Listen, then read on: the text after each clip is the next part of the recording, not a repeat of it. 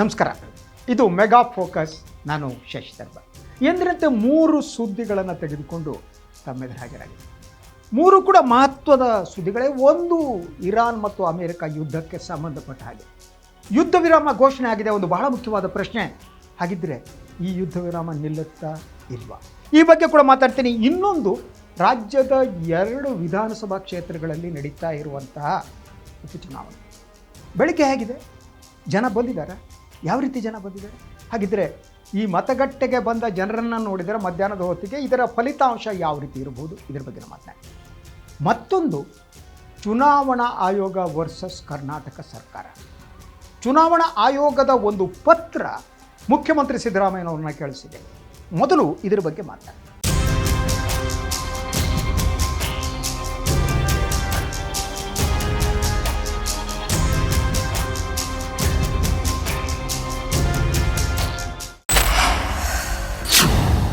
So ಒಂದು ಚುನಾವಣಾ ಆಯೋಗ ಒಂದು ಪತ್ರವನ್ನು ಕಳಿಸಿದೆ. ಅದು ಕುತೂಹಲಕರವಾದ. ಆ ಪತ್ರದ ಪ್ರತಿ ನನ್ನ ಬಳಿ ಇದೆ. ಏನು ಹೇಳಿದೆ ಅದು, ಏನು ಸರ್ಕಾರಕ್ಕೆ ಏನು ಹೇಳಿದೆ ಅನ್ನೋದು. ಇದಕ್ಕೆ ಮುಖ್ಯಮಂತ್ರಿಗಳು ಕೆಂಡಾಮಂಡಲವಾಗಿದ್ದಾರೆ. ಚುನಾವಣಾ ಆಯೋಗವನ್ನು ಜಾಡಿಸಿದ್ದಾರೆ. ಸೊ ಮೊದಲು ಚುನಾವಣಾ ಆಯೋಗ ಏನು ಹೇಳಿದೆ ಅನ್ನೋದನ್ನು ನಾವು ನೋಡ್ತಾ ಹೋಗೋಣ. ಏನು ಚುನಾವಣಾ ಆಕ್ಷೇಪ ಏನು ಅಂತ 3-4 ವಿಚಾರಗಳನ್ನು ಚುನಾವಣಾ ಆಯೋಗ ಪ್ರಸ್ತಾಪ ಮಾಡಿದೆ. ಒಂದು, ಈ ವಿಚಾರ ಗ್ಯಾರಂಟಿಗೆ ಸಂಬಂಧಪಟ್ಟದ್ದು. ಏನು ಗ್ಯಾರಂಟಿಗೆ ಸಂಬಂಧಪಟ್ಟದ್ದು? ನೀವು ಒಂದೊಮ್ಮೆ ಗ್ಯಾರಂಟಿಗೆ ಹಣವನ್ನು ಬಿಡುಗಡೆ ಮಾಡ್ತಾ ಇದ್ದರೆ ಈ ಚುನಾವಣಾ ಸಂದರ್ಭದಲ್ಲಿ ತಕ್ಷಣ ನಿಲ್ಲಿಸ್ತಕ್ಕಂಥ ಫಸ್ಟ್ ಥಿಂಗ್. ಸೆಕೆಂಡ್ ಥಿಂಗ್, ಈಗಾಗಲೇ ನೀವು ಬಿಡುಗಡೆ ಮಾಡಿದರೆ ಅದರ ವಿವರಗಳನ್ನು ಚುನಾವಣಾ ಆಯೋಗಕ್ಕೆ ಕೊಡಬೇಕು. ಜೊತೆಗೆ ಈ ಬಿಡುಗಡೆಗೆ ಆದೇಶ ಕೊಟ್ಟಂತಹ ಅಧಿಕಾರಿ ಯಾರು, ಅವರ ಹೆಸರು ಬೇಕು. ಸೊ ಇನ್ನೂ ವಿಸ್ತಾರವಾಗಿದೆ. ಆದರೆ ಈ ಪತ್ರದ ಮುಖ್ಯ ಅಂಶಗಳೇನಿದೆ, ಇದು ಒಂದು ಪ್ರಶ್ನೆಯನ್ನು ಹೇಳುವಂತೆ ಮಾಡಿದೆ. ಹಾಗಿದ್ದರೆ ಚುನಾವಣಾ ಆಯೋಗ ಪಕ್ಷಪಾತಿ ಆಗಿದೆಯಾ?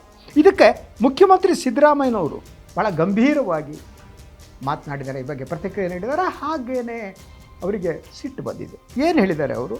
ಮೊದಲನೇ ಪ್ರಶ್ನೆ, ಇದು ಪಕ್ಷಪಾತದ ನಡೆ. ಸಿದ್ದರಾಮಯ್ಯನವರು ಹೇಳಿದ್ದು, ಚುನಾವಣಾ ಆಯೋಗ ಏನು ರಾಜ್ಯ ಸರ್ಕಾರಕ್ಕೆ ಪತ್ರ ಬರೆದಿದೆ, ಗ್ಯಾರಂಟಿಯ ವಿವರವನ್ನು ಕೇಳ್ತಾ ಇದೆ, ಇದು ಪಕ್ಷಪಾತದ ನಡೆ. This the first thing. Second, ಇನ್ನೊಂದು ಪ್ರಶ್ನೆಯನ್ನು ಎತ್ತಿದ್ದಾರೆ. ಇತರ ರಾಜ್ಯಗಳಲ್ಲಿ ಇಂತಹ ಯೋಜನೆಗಳಿಗೆ ಇಸಿ ಯಾಕೆ ಪ್ರಶ್ನೆ ಕೇಳಿಲ್ಲ? ಅದಕ್ಕೆ ಅವರು 2 ರಾಜ್ಯಗಳ ಹೆಸರನ್ನು ಕೂಡ ಹೇಳಿದ್ದಾರೆ, ಮಹಾರಾಷ್ಟ್ರ ಮತ್ತು ಬಿಹಾರ. ನಮಗೆಲ್ಲ ಗೊತ್ತಿದೆ, ಬಿಹಾರ್ ಚುನಾವಣೆಯ ಸಂದರ್ಭದಲ್ಲಿ ಮಹಿಳೆಯರಿಗೆ ತಲಾ 10,000 ರೂಪಾಯಿಯನ್ನು ಹಾಕಲಾಯಿತು.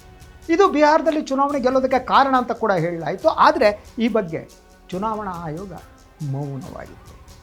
ಅದರಂತೆ ಮಹಾರಾಷ್ಟ್ರದಲ್ಲಿ ಕರ್ನಾಟಕಕ್ಕಿಂತ ಅತಿ ಹೆಚ್ಚು ಗ್ಯಾರಂಟಿಗಳನ್ನು ಇನ್ನೊಂದನ್ನು ಕೊಡಲಾಯಿತು.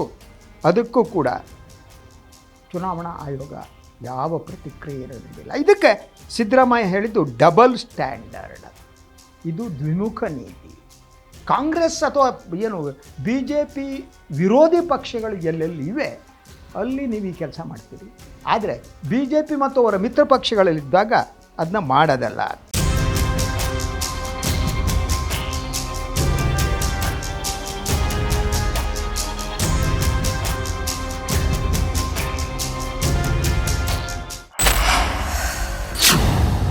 ಸೊ ಚುನಾವಣಾ ಆಯೋಗ ಏನಿದೆ ಅದು ನಿಷ್ಪಕ್ಷಪಾತವಾಗಿ ಕೆಲಸ ಮಾಡಬೇಕು ಅಂತಲೂ ಕೂಡ ಮುಖ್ಯಮಂತ್ರಿಗಳು ಆಗ್ರಹ ಪಡಿಸಿದ್ದಾರೆ.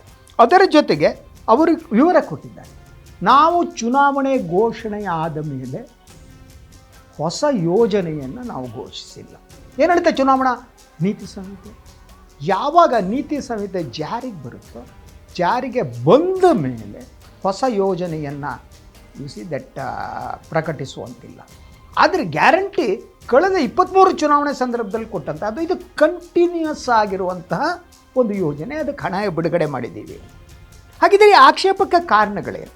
BJP ಕೂಡ ಈ ಬಗ್ಗೆ ಆಕ್ಷೇಪವನ್ನು ವ್ಯಕ್ತಪಡಿಸಿತ್ತು. ಯಾರೋ ಪತ್ರ ಬರೆದಿದ್ರು, ಹೇಳಿದರು, ಈ ರಾಜಕಾರಣ.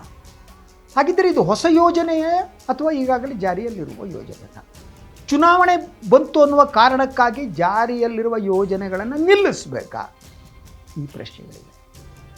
ಸೊ ಇಂತಹ ಪ್ರಶ್ನೆಗಳನ್ನು ಕೇಳ್ತಾನೆ. ಅಲ್ಲಿರುವ ಒಂದು ಸಮಸ್ಯೆ ಅಂತಂದರೆ ಹಲವು ತಿಂಗಳುಗಳಿಂದ ಈ ಗ್ಯಾರಂಟಿ ಯೋಜನೆ ಏನಿದೆ ಅದಕ್ಕೆ ಹಣ ಬಿಡುಗಡೆ ಆಗಿರಲಿಲ್ಲ. ರಾಜ್ಯ ಸರ್ಕಾರ ಈಗ ಬಿಡುಗಡೆ ಮಾಡಿದೆ ಅನ್ನೋದು ಈ ವಿವಾದಕ್ಕೆ ಮೂಲಭೂತ ಕಾರಣ.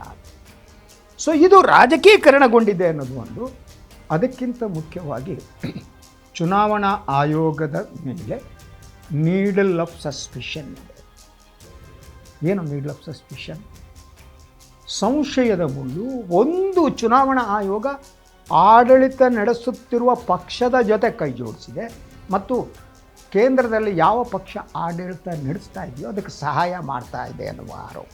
ಅದು ಈ ಲೇಟೆಸ್ಟಾಗಿ ಹೇಳೋದಾದರೆ ಪಶ್ಚಿಮ ಬಂಗಾಳ ಇಲೆಕ್ಷನ್ಗೆ ಸಂಬಂಧಪಟ್ಟ ಹಾಗೆ ಅಲ್ಲಿ ಸುಮಾರು 90 ಲಕ್ಷ ಮತದಾರರ ಹೆಸರನ್ನು ತೆಗೆದಾಕಿದೆ. 90 ಲಕ್ಷ. ಈ 90 ಲಕ್ಷ ಮತದಾರರು ಯಾರು ಕೇಳಿದರೆ ಕಾಂಗ್ರೆಸ್ಸು ಅಥವಾ ಇತರ ಪಾರ್ಟಿಗಳು ಹೇಳೋ ಪ್ರಕಾರ ಅದು ಅಹಿಂದ ಮತಗಳು. ಅಹಿಂದ ಮತಗಳು ಬಿ ಜೆ ಪಿ ಸಿಗಲ್ಲ ಅನ್ನುವ ಕಾರಣಕ್ಕಾಗಿ ಅಲ್ಪಸಂಖ್ಯಾತರು, ಹಿಂದುಳಿದ ವರ್ಗಗಳು ಮತ್ತು ದಲಿತರ ಮತಗಳನ್ನು ಹೆಸರುಗಳನ್ನು ಮತದಾರರ ಪಟ್ಟಿಯಿಂದ ತೆಗೆದುಹಾಕಲಾಗಿದೆ ಅನ್ನುವ ಆರೋಪ. ಸೊ ಚುನಾವಣಾ ಆಯೋಗ ಲೇಟೆಸ್ಟಾಗಿ ನಾವು ಇನ್ನೊಂದು ವಿಚಾರವನ್ನು ನಿಮ್ಮ ಗಮನಕ್ಕೆ ತರಬೇಕು. ಸೊ ಸುಪ್ರೀಂ ಕೋರ್ಟ್ನ ನ್ಯಾಯಮೂರ್ತಿಗಳಾದಂಥ ಬಿ ವಿ ನಾಗರತ್ನ ಅವ್ರ ಮೂಲ ಕರ್ನಾಟಕದವರು. ಅವರು ಒಂದು ಕಾರ್ಯಕ್ರಮದಲ್ಲಿ ಒಂದು ಅಬ್ಸರ್ವೇಷನ್ ಮಾಡಿದ್ರು. ಈ ವಿಚಾರದ ಬಗ್ಗೆ ಅಂತಹ ಚರ್ಚೆನೇ ನಡೆದಿಲ್ಲ. ಏನದು? ಸೊ ಅವರ ಅಬ್ಸರ್ವೇಷನ್ ಪ್ರಕಾರ ಚುನಾವಣಾ ಆಯೋಗ ಈ ಜನತಂತ್ರ ವ್ಯವಸ್ಥೆಯಲ್ಲಿ ಸ್ವತಂತ್ರ ಸಂಸ್ಥೆಯಾಗಿ ಕೆಲಸ ಮಾಡಬೇಕು. ಅವರು ಆಡಳಿತ ಪಕ್ಷದ ಬಾಲಂಗೋಚಿಯಾಗಿ ಕೆಲಸ ಮಾಡಿಕೊಡ್ಬೋದು. ಇದು ಅಂತಿಂತ ಸಣ್ಣ ಅಬ್ಸರ್ವೇಷನ್ ಅಲ್ಲ. ಇದರ ಅರ್ಥ ಏನು? ಚುನಾವಣಾ ಆಯೋಗ ಪಾರ್ಟಿಸಾನ್ ಆಗಿದೆ ಮತ್ತು ಆಡಳಿತ ನಡೆಸುತ್ತಿರುವಂಥ ಪಕ್ಷಕ್ಕೆ ಸಹಾಯ ಮಾಡ್ತಿದೆ ಅಂತಲ್ವಾ? ಅವರು ಕೋರ್ಟ್ ಹಾಲ್ ಒಳಗಡೆ ಹೇಳದೇ ಇರಬಹುದು, ಯಾವುದೋ ಕಾರ್ಯಕ್ರಮದಲ್ಲಿ ಹೇಳಿರ್ಬೋದು. ಆದರೆ ಬಹಳ ಇಂಪಾರ್ಟೆಂಟ್ ಆದ ವಿಚಾರ ಇದೆ. ಆದರೆ ಸರ್ಕಾರ ಎಚ್ಚರಗೊಳ್ತೀಯಾ ಗೊತ್ತಿಲ್ಲ. ಈವನ್ನು ಜ್ಞಾನೇಶ್ ಕುಮಾರ್ ಯಾರು ಚೀಫ್ ಎಲೆಕ್ಷನ್ ಕಮಿಷನರ್ ಇದ್ದಾರೆ, ಅವರ ವಿರುದ್ಧ ಯೂಸಿ ದಟ್ ಇಂಪೀಚ್ಮೆಂಟು ಅಥವಾ ಅವರಿಗೆ ಖಂಡನಾ ನಿರ್ಣಯ ಮಾಡೋದಕ್ಕೆ ಪಾರ್ಲಿಮೆಂಟ್ನಲ್ಲಿ, ಲೋಕಸಭೆ ಹಾಗೆ ರಾಜ್ಯಸಭೆಯಲ್ಲಿ ಅರ್ಜಿ ಕೊಡಲಾಗಿತ್ತು. ಆದರೆ ಅದು ಎಲ್ಲೋನೇ ಆಗಿಲ್ಲ. ಸೊ ಈ SIR ಏನಿದೆ, ಈ ಮತಗಟ್ಟೆಗಳ ಪರಿಷ್ಕರಣೆ, ಮತಪಟ್ಟಿಯ ಪರಿಷ್ಕರಣೆ ಏನಿದೆ, ಇದು ಅನುಮಾನ ಮೂಡಿಸಿದೆ. ಅದರ ಜೊತೆಗೆ ಈಗ ಸರ್ವತಂತ್ರ ಸ್ವತಂತ್ರವಾದಂಥ ಚುನಾವಣೆ ನಡೆಯುತ್ತಾ ಅನ್ನುವ ಅನುಮಾನ ಕೂಡ ಮೂಡಿಸಿದೆ. ನೀವು ಯಾವುದೇ ಒಂದು ಮಾನದಂಡ ಇರಲಿ, ಈ ಮಾನದಂಡವನ್ನು ಇಲೆಕ್ಷನ್ ಕಮಿಷನ್ನು ಜಾರಿಗೆ ತರಬೇಕಾದರೆ ಸರ್ವತಂತ್ರ ಸ್ವತಂತ್ರವಾಗಿ ಕೆಲಸ ಮಾಡಬೇಕು. ನಮ್ಮ ಚುನಾವಣಾ ಕಮಿಷನ್ ನನ್ನ ಮುಖ್ಯಸ್ಥರಾಗಿ ಇಂಥವ್ರು ನೇಮಕ ಮಾಡಿದ್ದಾರೆ, ಆದ್ದರಿಂದ ಇಂಥವ್ರಿಗೆ ನಾನು ಸಹಾಯ ಮಾಡಬೇಕು. ಇದು ದುಷ್ಟತನದ ಪರಮಾವಧಿ ಮತ್ತು ಜನತಂತ್ರವನ್ನು ಕೊಲೆ ಮಾಡುವ, ಹತ್ಯೆ ಮಾಡುವ ಒಂದು ಯತ್ನ. ಈ ದೇಶದಲ್ಲಿ ಅದು ನಡೀತಾ ಇದೆ ಅನ್ನುವ ಅನುಮಾನ ಕೂಡ ಶುರುವಾಗಿದೆ ಅಂತ.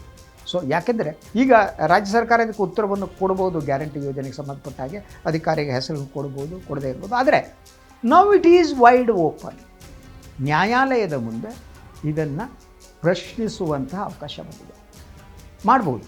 ಈವನ್ BJPನೋ ಸಂಘ ಪರಿವಾರ ಯಾರೋ ಸುಪ್ರೀಂ ಕೋರ್ಟ್ಗೂ ಹೋಗ್ಬೋದು, ಇನ್ನೊಂದು ಕೋರ್ಟಿಗೂ ಹೋಗ್ಬೋದು, ದೇ ಕ್ಯಾನ್ ಡೂ ಇಟ್. ಆದರೆ ಸಾಮಾನ್ಯವಾದ ವಿಚಾರ ಅಂದರೆ ಆನ್ಗೋಯಿಂಗ್ ಪ್ರಾಜೆಕ್ಟನ್ನು ನಿಲ್ಲಿಸಬೇಕಾಗುತ್ತಾ? ಒಂದೊಮ್ಮೆ ಆನ್ಗೋಯಿಂಗ್ ಪ್ರಾಜೆಕ್ಟನ್ನು ನಿಲ್ಲಿಸಬೇಕು ಅಂತಂದರೆ ಇಡೀ ಡೆಮೋಕ್ರಸಿಯಲ್ಲಿ ಒಂದು ಆಡಳಿತವನ್ನು, ಅಡ್ಮಿನಿಸ್ಟ್ರೇಷನ್ನ ಪುನರ್ ವ್ಯಾಖ್ಯೆ ಮಾಡಬೇಕು.